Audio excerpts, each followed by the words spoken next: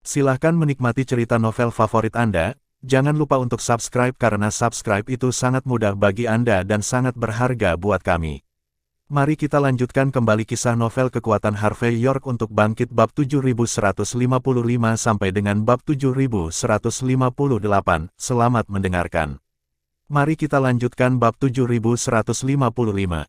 Kamu hanya kehidupan rendahan, dan kamu ingin menyeret kami untuk dimakamkan bersamamu.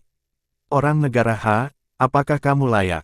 Kalian semua orang negara H sama saja, egois. Wanita pulau yang memimpin berteriak pada Harvey York, hidungnya bukan hidungnya, matanya bukan matanya. Harvey York meliriknya, dan berkata dengan tenang, wanita, jangan bicarakan itu, sekarang Tuan Tomugozen yang kamu bicarakan, yang marah dan ingin mati bersama. Bicara saja tentangmu, dalam situasi ini, jangan lari, bicara omong kosong saja di sini. Jika kamu mati, siapa yang bisa kamu salahkan? Terlebih lagi, apalagi membunuhnya, bahkan membunuh alam semesta tidak bisa berbuat apa-apa padaku.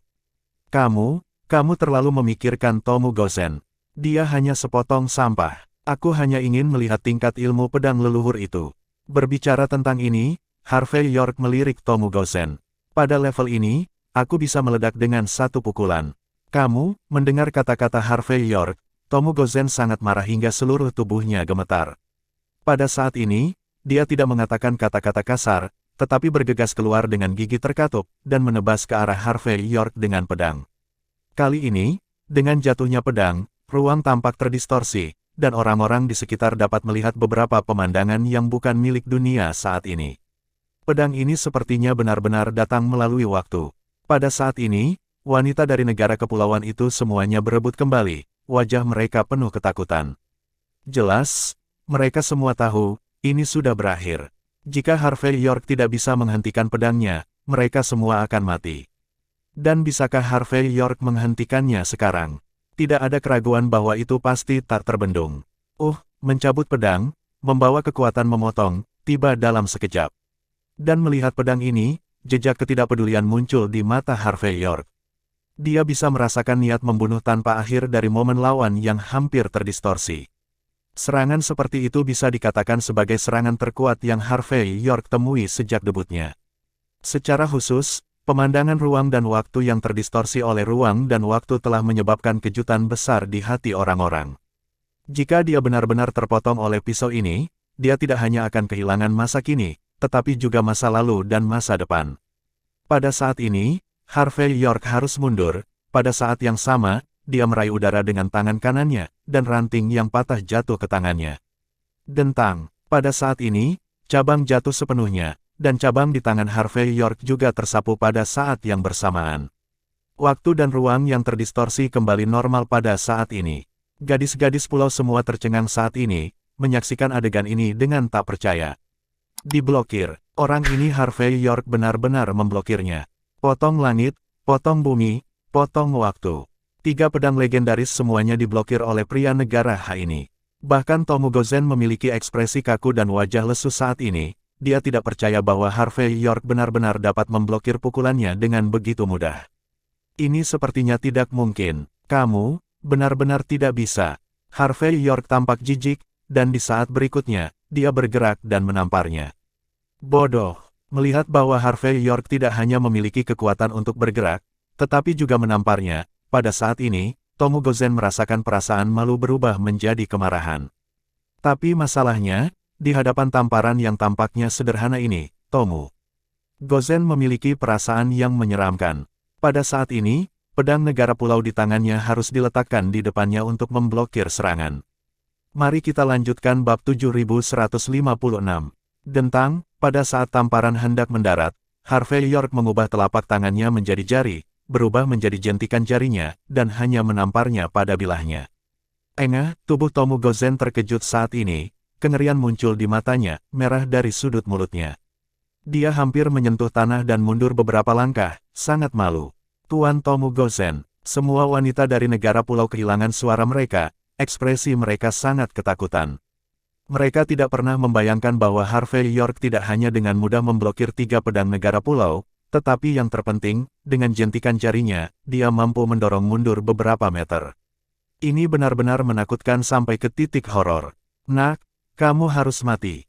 Apakah menurutmu kekuatanku telah berakhir?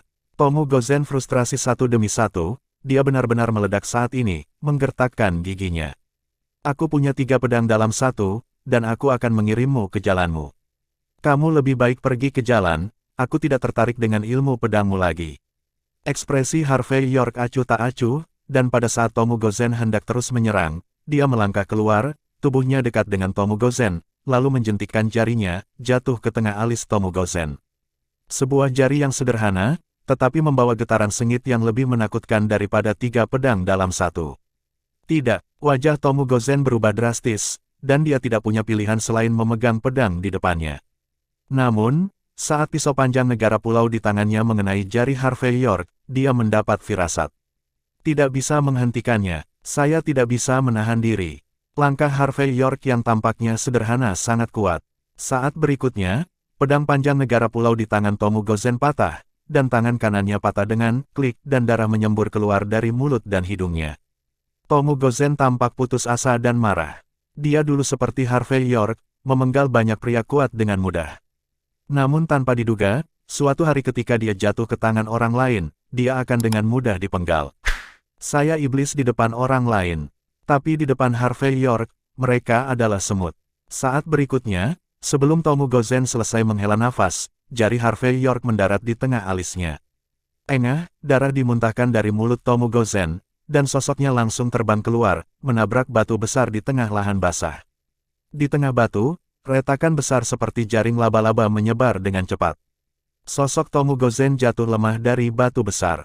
Dia memiliki kesedihan dan kemarahan yang tak terlukiskan, dan pada saat yang sama keterkejutan yang tak ada habisnya.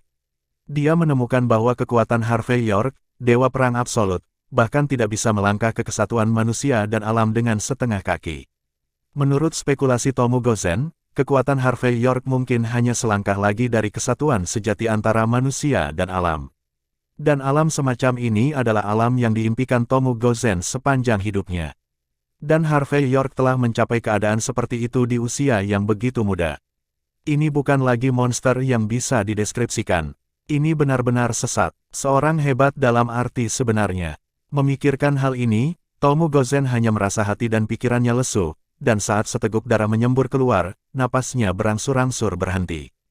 Gadis-gadis pulau itu semua menutupi mulut mereka, dan mereka merasa kedinginan. Tang-Tang menghunus pedangnya, ahli pedang nomor 1 leluhur, sangat rentan. Itu tidak bisa dipercaya, tapi di hadapan fakta kejam, dia tidak punya pilihan selain mempercayainya. Mari kita lanjutkan bab 7157. Terlalu lemah. Harvey York menghela nafas, dan saat berikutnya, dia melangkah maju dengan kaki kanannya dan menginjak kerikil di tanah. Kerikil terbang dalam sekejap, dan terbang menuju tenggorokan Tomu Gozen. Jelas, Harvey York tidak memiliki keinginan untuk berbelas kasih kepada leluhur ahli pedang pertama ini. Bodoh, hati Tomu Gozen bergetar, dan perasaan kematian menyelimuti wajahnya. Dia meraung dengan marah, dan energi batin dari seluruh tubuhnya melonjak, mencoba memblokir pukulan Harvey York dengan ini. Hanya saja gerakannya tidak secepat pikirannya. Hampir pada saat dia memiliki ide perlawanan, tenggorokannya terasa manis, dan batu kecil itu menembus tenggorokannya. Pada saat ini, semua pikiran Tomu Gozen berhenti, dan dia juga kehilangan kekuatan untuk berjuang, dan kemudian seluruh orang itu jatuh ke tanah. Kedalaman matanya penuh dengan kesedihan, kemarahan, keputusasaan, keraguan. Tampaknya dia tidak mau percaya bahwa Harvey York, yang merupakan leluhur negara pulau dan salah satu orang terkuat di Gao Tianyuan, dibunuh oleh Harvey York. Gerakan Harvey York tidak berhenti, dia menjentikkan tangan kirinya, dan dahan di tangannya melesat keluar. Saat berikutnya, suara klik terdengar, dan kepala orang yang menarik pedangnya jatuh sepenuhnya ke tanah. Gadis-gadis dari negara pulau itu semuanya memiliki wajah kusam, dan pada saat berikutnya, mereka berkata dengan suara tanpa suara, tidak. Harvey York mengabaikan orang-orang ini, tetapi pindah dan meninggalkan lahan basah. Baginya, perempuan pulau ini tidak layak mengotori tangannya. Pada saat yang sama Harvey York memecahkan masalah menggambar pedang dan meraung ke arah Four Seasons Hotel Gao Tianyuan. Pada saat ini, puluhan master pedang leluhur, semuanya dipersenjatai dengan panah dan pedang panjang negara pulau, meluncurkan serangan mendadak. Dipimpin oleh seorang pria yang mengenakan jubah kendo, gerakan mereka sangat cepat, dan sosok mereka terus berkedip. Di tanah, tergeletak beberapa mayat, dengan bulu logam ungu menempel di dahi mayat, yang tampak mengejutkan. Ketika master pedang leluhur ini mendekat lagi, sebuah silinder ungu menonjol dari jendela villa lagi, dan kemudian terdengar suara yang tajam, dan bulu logam ungu meraung. Seorang master hebat menebas dengan seluruh kekuatannya, mencoba memblokir bulu logam ungu yang membumbung tinggi. Namun sebelum pisaunya selesai, tubuhnya membeku dan dia jatuh lemas di tanah. Ditemani oleh master besar dari leluhur ilmu pedang yang merosot ke tanah, beberapa sosok muncul lagi dari jendela villa. Andreas Jin memimpin beberapa pengawal, dipersenjatai dengan senjata seni bela diri bulu angsa, dan melancarkan serangan lagi. Diiringi siulan bulu logam ungu, beberapa penguasa negara pulau itu roboh ke tanah dan kehilangan nyawa. Pria terkemuka berjubah kendo itu mengutuk dan tanpa sadar ingin mundur, tetapi sebelum dia meninggalkan lapangan, bulu ungu muncul di antara alisnya. Bodoh, menarik, cepat mundur. Master lainnya kehilangan ketenangan mereka saat ini, dan semua orang mundur dengan panik, berebut, melepaskan helm dan baju besi mereka. Namun dalam prosesnya, mereka jatuh ke tanah satu persatu, dan semuanya meninggal dalam perjalanan untuk mengungsi. Darah menodai tanah merah, di sekeliling kembali tenang. Wanita ini tidak hanya memiliki identitas yang luar biasa, tetapi juga memiliki kekuatan yang bagus. Di hutan di seberang villa, beberapa Toyota Land Cruiser tergeletak menyamping, dan di antara sekelompok ahli negara pulau, seorang pemuda berjas putih berbicara ringan. Mari kita lanjutkan bab 7158. Usianya belum terlalu tua, paling banyak sekitar 23 atau 24 tahun, tetapi wajahnya agak merah, yang terlihat dari kekurangan yang disebabkan oleh minum berlebihan dalam jangka panjang. Namun meski begitu, matanya masih menatap ke depan dengan jejak pembunuhan dan keserakahan, seolah ingin mendorong wanita di villa itu ke tanah dan mencabik-cabiknya dengan gila-gilaan. Jelas, dia adalah nenek moyang dari Master Kendo muda, Sarin Kach. Sarin Kach tidak merasakan banyak tentang kelompok Master Kendo leluhur yang meninggal di depannya, dan tidak ada emosi tambahan di wajahnya, seolah-olah hidup dan mati orang-orang ini tidak ada hubungannya dengan dia. Tuan muda, bukan karena kekuatan wanita itu bagus, tetapi tidak ada yang akan membayangkan bahwa dia benar-benar membawa bulu merak pembunuh seni bela diri, dan jumlahnya cukup banyak. Dilihat dari hasil uji coba saudara-saudara, ketika wanita ini meminta pengawalnya untuk menggunakan bulu merak, dia tidak bermaksud untuk menghemat uang. Aku bahkan ragu bulu merak di tangannya tidak ada habisnya. Bodoh. Sarin Kach menjatuhkan kroni-kroninya ke tanah dengan backhand. Bulu merak, senjata seni bela diri, semuanya berharga. Jangan bicara tentang nilainya, mari kita bicara tentang wanita ini. Kualifikasi dan saluran apa yang dia miliki untuk memiliki bulu merak yang hampir tak terbatas. Dia seharusnya membawa banyak, mungkin 100, mungkin 200, atau mungkin dia tidak punya apa-apa sekarang. Alasan mengapa dia membiarkan rakyatnya menggunakan bulu merak tanpa ragu adalah untuk membuat kita berpikir bahwa dia memiliki senjata seni bela diri yang tak ada habisnya. Di negara H, inilah yang disebut strategi kota kosong. Berbicara tentang ini, Sarin Kach mendecakkan lidahnya. Kalau begitu tuan muda, apa maksudmu? Orang kepercayaan itu menutupi wajahnya dan membuka mulutnya. Menurut aturan Gao Tianyuan, visa wanita ini telah kedaluarsa, artinya, Dailan Seri, bajingan itu, tidak bisa lagi menggunakan nama kebenaran untuk membatasi tindakan tuan muda ini. Saya sudah menunggu selama 7 hari, bagaimana saya bisa terus menunggu? Berbicara tentang ini, Sarin Kach mengambil sebotol sake dari negara pulau, menyesapnya, dan berkata dengan dingin, pergilah, ambil busur panah kami. Aku tidak percaya, tidak ada cara untuk menembus villa kecil ini. Jika bukan karena Four Seasons Hotel menjadi milik keluarga kerajaan, senjata berat tidak dapat digunakan. Sekarang tempat ini sudah lama kita ratakan. Berbicara tentang ini, Sarin Kach terus menyeringai. Baginya, hidup dan mati bawahannya tidak ada artinya. Yang dia pedulikan adalah bagaimana memenangkan wanita yang tidak hanya menawan, tetapi juga berani merusak perbuatan baiknya. Hanya dengan menekan wanita di bawahnya dan memaksanya menyanyikan lagu penaklukan dengan lantang, Sarin Kach merasa bahwa amarah yang telah ia pendam selama 7 hari bisa sirna. Segera, orang-orang Sarin Kach bergegas keluar untuk memesan. Di kejauhan, master besar dari leluhur Kendo meluncurkan busur panah, dan saat mereka menyesuaikan arah untuk meluncurkan, mereka melihat potongan-potongan anak panah segera terlempar. Jendela, pintu, langit-langit, dan lainnya ditembus dalam sekejap, dan sulit membayangkan apakah orang di dalamnya akan ditembak menjadi landak saat ini. Cek cek cek, seru banget. Sarin Kach menggelengkan kepalanya. Nona muda, bagaimana saya bisa menjadi pencuri? Beri aku perintahnya, pergi. Kecuali wanita itu, semuanya, bunuh tanpa ampun.